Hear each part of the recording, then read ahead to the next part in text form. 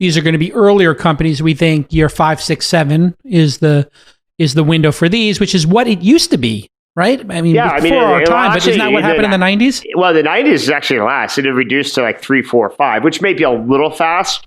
It's 5 million, 10 million in revenue sounds a little too young. Yeah, that might be a little bit the low end, but somewhere between 4 and 7 feels pretty good for a high growth company that has predictability and it has medium scale. To me, medium scale is like somewhere between 35, 40, 50 million in revenue with predictability, where you can talk in an educated and accurate way about the likely revenues 1, 2, 3, 4 quarters out.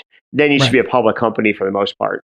But they don't have to be, correct me if I'm wrong here, absolutely certain and robust with 10 billion in revenue, like an Airbnb or an Uber, or something where you've got this massive footprint, so that people can have an opportunity to have their public shares accelerate. When people bought Uber or when they buy Airbnb, some of these companies are very fully, richly valued, and there's not as much growth available to those retail investors. Well, to some broadly extent, speaking, I mean, that's both true and false. I mean, like, for example, if you had bought Shopify in the public market, you'd be very happy with your returns. If you'd bought Tesla in the public markets, basically anywhere along the way, you'd be phenomenally satisfied with your returns.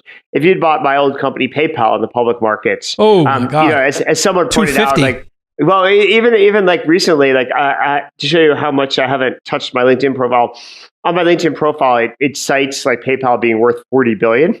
It's only worth like 6x that. But it's the last time I edited my LinkedIn profile. So so like there's lots of opportunities for growth potential in the public markets. So I don't know if that's a real reason to prefer a SPAC. I think some of the other reasons are much more structural and fundamental, especially from a founder's perspective. When you have, when you lower the bar of entry, you make it more fluid to go public.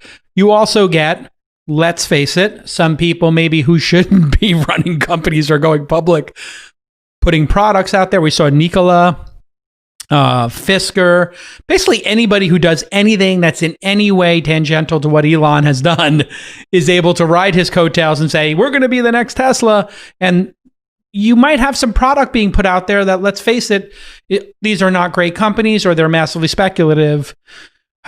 How does are you concerned the SPAC space, for every Chamath run or Reid Hoffman and Mark Pincus run and people who are super qualified, you might have this like kind of, I don't know, low quality inventory maybe is a generous way to say it?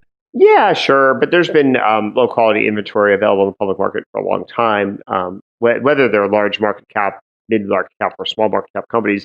I don't know if that's new. And I think there'll be a flight to quality. I think there'll also be a way of gauging the reputation. I mean, one of the things you can do with a SPAC is the SPAC sponsors are sort of endorsing a specific valuation, whereas the old school investment bankers are really not doing anything, truthfully. And so it's not like if you take your company public through Goldman Sachs, and I'm not picking on Goldman Sachs, particularly just the quintessential investment bank.